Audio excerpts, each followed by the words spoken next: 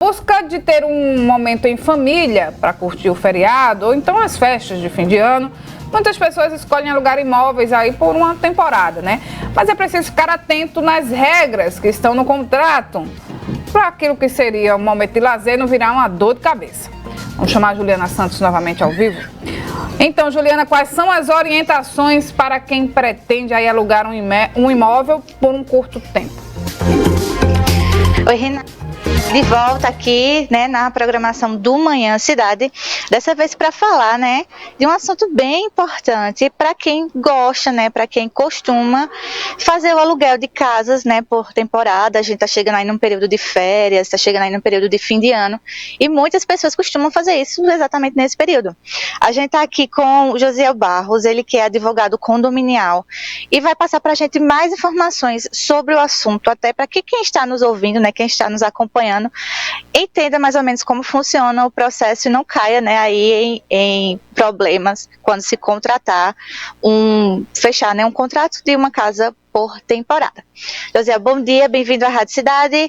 Queria que o senhor começasse explicando para a gente, né, quais os cuidados, né, que devem ser tomados para quem vai aí assinar um contrato, né, para alugar uma casa por temporada. Bom dia a todos ouvintes da Rádio Cidade. De fato, os locadores e locatórios têm que ter cuidados na hora de fazer esse tipo de contrato por locação.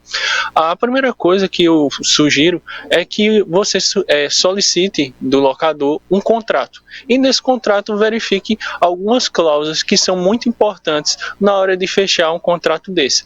Aí você vai verificar a localização do apartamento, o bloco, o número do apartamento, o valor, o que está incluso ali naquele pacote, se está incluso a taxa de limpeza, o enxoval, se é permitido animais naquele ambiente, a quantidade de hóspedes que aquele apartamento acomoda ou a casa. Então são coisas importantes como o valor, a forma de pagamento, tudo isso tem que estar previsto no contrato. E também se existem câmeras naquele ambiente e onde elas estão localizadas. É importante ver, né, estar ciente dessas informações antes mesmo, né, de assinar o contrato. Exatamente. Aquele contrato vai te dar uma segurança do que está realmente sendo acordado. Então, são todas essas cláusulas que o locador tem que verificar antes de assinar. Perfeito. E como a gente estava conversando, né, antes de entrarmos ao vivo, o senhor mesmo falou, né, que é locador, né, de alguns apartamentos, né, e que o senhor tem a experiência, né, como locador, tem propriedade para falar sobre isso e tem propriedade para falar também como quem aluga, né, passando essas orientações. Quais são os maiores problemas, né, que podem ser encontrados aí quando a gente faz a assinatura desse contrato e não presta atenção, né, nas cláusulas ali que estão constadas lá? De fato, eu acho que o principal que todo mundo tem que observar é no início, no check-in, o que está ali sendo estado os aparelhos que estão em bom funcionamento. Fazer uma vistoria do apartamento, verificar o que está funcionando, o que não está funcionando. O que não estiver funcionando, imediatamente comunicar ao proprietário do apartamento, da residência, da casa, enfim, porque esses são os maiores problemas. É aquele inquilino que chega, observa que uma televisão está danificada e não informa. E no momento de sair, é que informa que aquele aparelho já se encontrava com algum tipo de dano. Isso pode gerar realmente alguns conflitos contratuais. E em relação às câmeras, né, a gente viu aí umas situações recentes que aconteceram, principalmente a gente viu lá no Rio de Janeiro, né, que o senhor estava comentando com a gente. O que é que o inquilino faz, né, se chega, né, numa casa ali que ele alugou por temporada, ele encontra câmeras em locais específicos da casa, como o quarto, o banheiro, o que é que ele pode fazer? Como eu disse, a vistoria é o ato principal que o locatário ele tem que ter esse cuidado. Se ele observar que de fato existem câmeras como em locais, quarto, banheiro, ele tem que imediatamente comunicar ao locador e solicitar a retirada. Se o locador não fizer essa retirada, aí de fato ele tem que se retirar do ambiente e solicitar o reembolso pela quebra de contrato.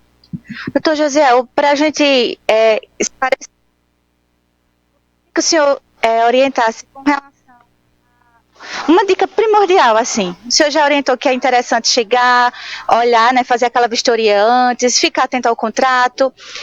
O que é primordial, né, o principal que o inquilino precisa fazer, ter problemas ao locar a casa, né, o apartamento, enfim, que ele esteja ali alugando por temporada, o que é principal para ele fazer?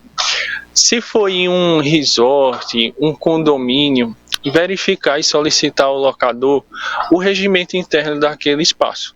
Porque o regimento daquele espaço, ele tem regras e o locatário tem que cumprir aquelas regras sob pena de ser aplicada multas. Então, às vezes, o locatário nem sabe que não é permitido determinado ato e ele faz sem ter ciência. Então, acho que um dos pontos principais é ter acesso a esse regimento interno, que são as regras daquele ambiente, para poder respeitar e não sofrer nenhum tipo de penalidade.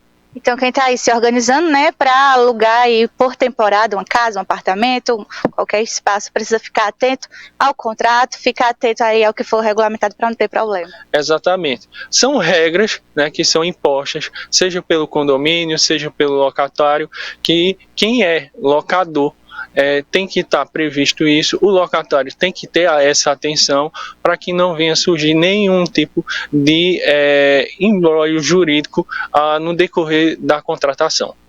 Perfeito, muito obrigada pelas orientações. Nós conversamos com o doutor José Barros, né, ele que é advogado condominial, e passou essas orientações exatamente sobre para quem, né, deseja alugar casa por temporada, né, vai fechar um contrato por temporada.